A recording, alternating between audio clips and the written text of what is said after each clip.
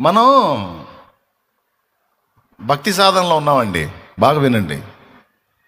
దేవుణ్ణి తిరస్కరించిన వాడు భ్రష్టుడవుతాడేమో కానీ దేవునికి భక్తి చేసేవాడు, దేవుని యందు భయభక్తులు కలిగి దేవుడా దేవుడా దేవుడా అని దేవుడి ధ్యాసలో ఉండేవాడు నాశనం కాడండి. నాశనం కాడు, బాగుపడతాడు. తను బాగుపడతాడు, తన కుటుంబం బాగుపడిద్ది, తన బిడ్డలు దీవించబడతారు.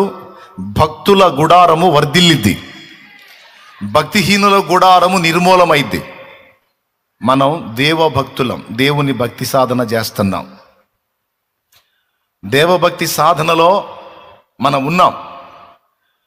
ఈ దేవభక్తి సాధనలో మనల్ని దీనులుగా చేయటం అనేది దేవుడు ఒక బాధ్యతగా తీసుకుంటాడు. పౌలు తిమోతికి లెటర్ రాస్తూ, నా కుమారుడు అయిన